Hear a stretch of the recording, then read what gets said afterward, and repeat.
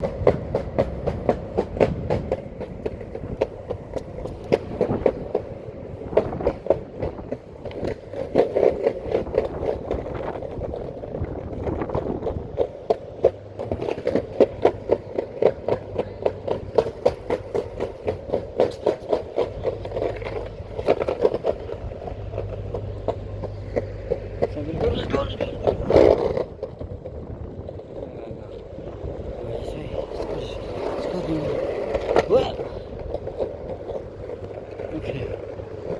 2nd Avenue, 9th Street. I'm on 11th. But I love how this is a grid too. I grew up on a grid. Manhattan is a grid. Kind of most of it, a lot of it is. Some of it's not. Some of it is. It's kind of how things work.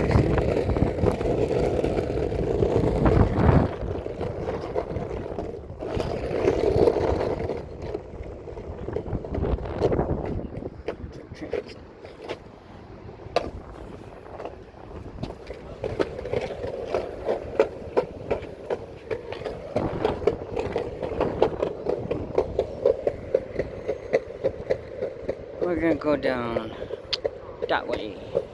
That way. See what happens. Screech! Oh yeah, bike path. Game on. Watch out for the slurs. Let's go! Ah.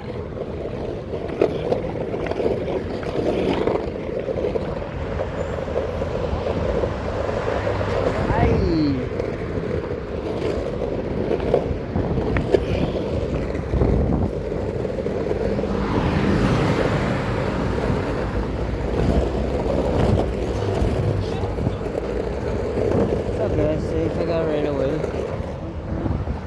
Cross the walk, cross the walk. Well, the thing about that game Frogger still, I do it all the time. I also think it's funny in that episode of Seinfeld. George Costanza steals the Frogger. Yeah, that's something I would do, I feel. Also, the eating that eclair on the trash can is also another thing I would do. And also, I've always had what's that word? It's not. I can't think of it. It's issues, but it's something else. With the whole thing where he's reading that bookshop, and then he goes in the bathroom and just like brings the book in with him. He's like not even touching it. And it's like a $200 or $300 art book. And they make him pay it because he brought it in there, but he didn't even do it. It's just like, what are rules? And then I cross that bridge. It's not the same one I took. I was gonna work for Bird or Lime last year when my phone worked. I had apps because they pay you to be mechanics on it, and all you have to do is fix the handlebars and the batteries, which is freaking easy. But then like I got distracted and shit. Which happens. I mean, there are endless ways to make money. I could be making money right now if I wanted to. Shit, I could be doing 90% of the jobs that I've had in my entire life and be making minimum wage or below that. Right? And like barely getting by and being exasperated and still like not being able to pay my bills, still not being able to put food on my plate, and even more so like hating myself and sucking the soul out of me, and like having no drive or determination because I settled for not for less, but something that doesn't align with me. There's nothing wrong with any of the jobs that I've had in my life. I respect all of them completely. I love them all. Most of them, I mean, I had issues with some of them, for sure. Some of them, a lot of them were pleasant. A lot of them I would have rather not been doing at the time, but I don't regret any of them. I learned something from all of them. I mean, I don't know, like, I know that's the thing, it's like, you know, I used to get mad when hearing that adage, like, everything happens for a reason, right? And I'm like, well, why would people die? Because, like, most of the people I've loved in my life have died, legitimately. And then, you know, I get that. I empathize with that because I'm upset about that. That shouldn't happen. But then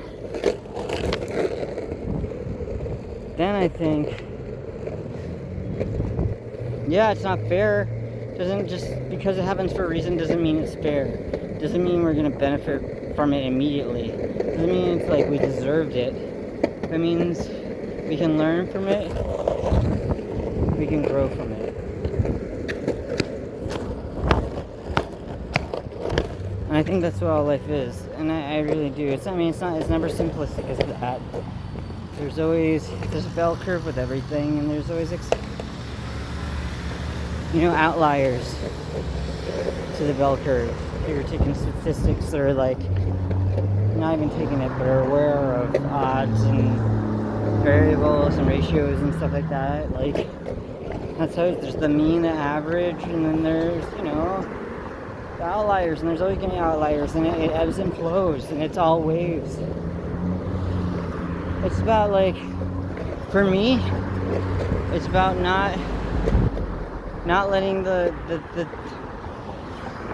slights get me down. And it's not to say not feeling them, because I do, and I think they should be felt.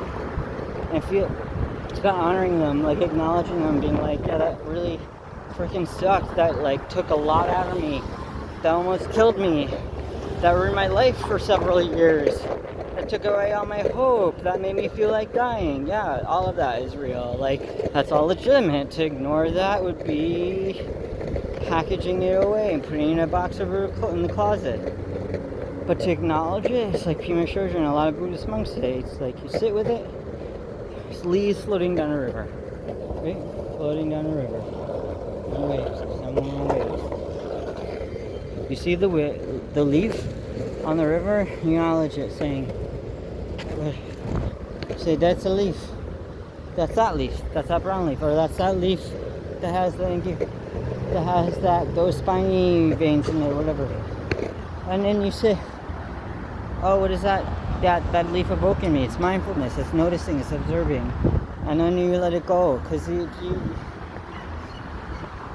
like, that leaf is going to go. You can continue thinking about it all you want about that leaf, but thinking about it is not going to give you go gadget arms to bring it back. It's going to float. So it's mindfulness. It's in the moment. It's being present. It's literally being present. It's acknowledging it for what it was and letting it go. And you know what? If that leaf comes around again, you can acknowledge it again. Or if another leaf that looks similar to it, or evokes other similar things to it, then you acknowledge it again. But it's being in the moment. It's being kind to your mind. It's being here now and letting things flow. Our minds are rivers. They're tributaries. The catalysts. The way our brains are laid out are like topographical maps. I mean, everything is a reflection of itself, so you gotta let it flow. If things are stagnant, they're gonna become a swamp. And that's when bacteria and toxic things grow and they fester. And you build a dam, and that's when shit gets shitty. But if you let it flow organically, that's the way nature wants it. That's the way it works. Just gotta let it go, and you can ebb and flow with it. The seasons come and go, and there's some droughts, there's some monsoons, there's other stuff, but you just gotta let it be and learn to adapt.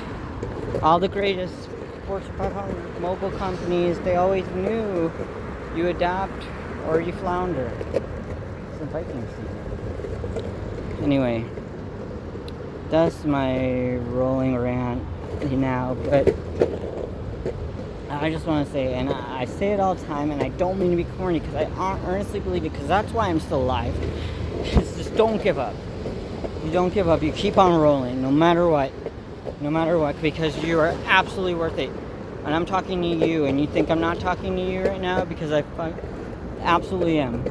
You, the one who thinks you're not worth it, you are 100%. Don't give up. Keep on going. Go. Let's go.